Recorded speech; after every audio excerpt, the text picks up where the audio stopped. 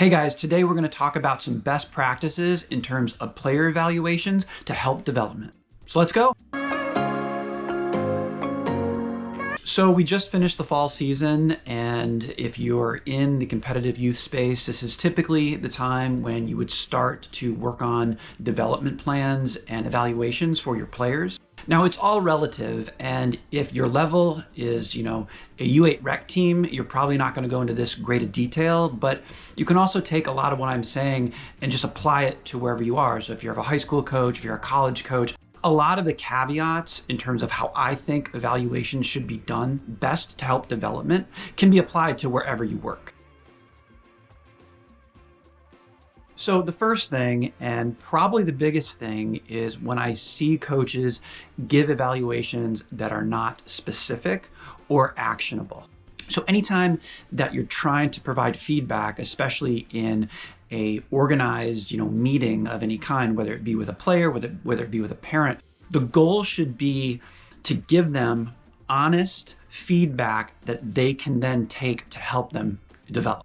So, when you say stuff like, needs to work harder, that's much more vague than, needs to do 15 minutes of technical training 3 times a week and work on weak foot or a specific cut or turn, or, things that players can actually do something about. Or for example, when you're giving an evaluation saying needs to be better attacking, in space, or needs to be better in our attack. I would really more like to see when the ball is wide and Anthony is our attacking center mid, he needs to tuck in or look for a specific trigger when to support out wide.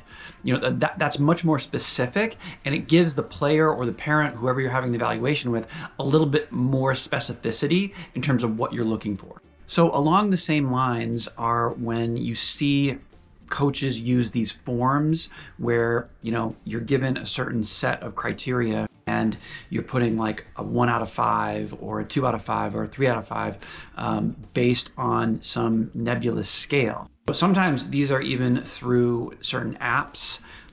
Sometimes they're club-wide documents, but my experience is they don't typically give a lot of information relative to that player. If your passing is a 3 out of 5, I don't know how that necessarily helps the players. You'll see the way that I do it, I actually rank players relative to the other players on the team. So if, for example, you are in the top third of passing, that's a little bit more helpful because it's in relationship to your team. So this is how I begin really the individual development plans, but specifically the evaluations in usually the halfway point of the year. And I take, a bunch of specific attributes, and that would be technical attributes, tactical attributes, physical attributes, and then psychological attributes. And I rank every player within the team. So what you're seeing here, clearly without names, are some of these attributes, and then you can see either ranked 1 to 11. 1 being they are the highest ranked on the team, and 2, 3, 4, so on and so forth. And this gives them an idea where they stand relative to the other players on the team. And so you can see, while some players are going to be very high in certain attributes, sometimes they're lower in others. And what we do is we take these attributes and you take when a player has ranked in the top third of the team, that becomes their strengths. And if a player ranked in the bottom third on a particular attribute, those are their improvement areas. So that Excel document, which guys, if you want that, I'm happy to send it to you. Just shoot me an email. That document starts the process of the individual development plan. So here's an example of an individual development plan, and you can see sort of at the top, we have an example of some of the categories that we use, and certainly you can use whichever ones you want. Sometimes I switch them out. Sometimes I change them based on the age of the team. Based on that Excel document I just showed you, they come up with strengths and improvement areas, okay? And so you can see over here, these were the 5 of the things that this particular player finished in the top third of the team rankings.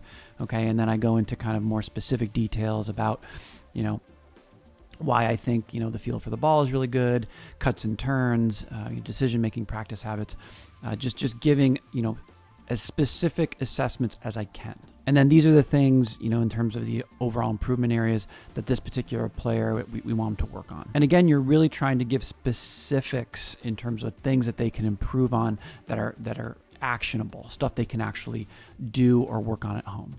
We then break down the attributes into the 4 pillars, which are technical, tactical, physical, and psychological. And again, getting more into specifics, things that maybe I didn't go over in terms of just the overview stuff of the individual development plan, and then just maybe some other overall thoughts, and then recommendations. And again, those recommendations you want to be specific and actionable. The last thing I did want to talk about, guys, is when do you do evaluations with parents? When do you do them with players and parents? And then when do you just do them with players? So for me, the younger age groups, I typically just do the evaluation with the parents. If there's something specific, I usually talk to the player about it during the training session. And I think, if a kid is 10 years old, sitting down for a half an hour and going through documents like I just showed, don't think that's going to be super productive. Where when you can have a conversation with their parents, that gives them a lot more insight in terms of just an honest, frank assessment, and then ways to improve. As players get older, and I think 13, 14 is about the right age, I typically like to do those evaluations between coach and player separately. And if the parent wants to get involved to a certain degree, you got to be a little bit careful how you do it. But I do think when they get older, it's time, and part of their maturity is taking feedback, taking evaluations from other people. And this is kind of the first introduction some of them might have had to that. So as they get older, I do think it's important that it's coach player in terms of the evaluation. So guys, what else do you think, or what else do you have to say about evaluations? Let me know in the comments, and I'll see you on the next video.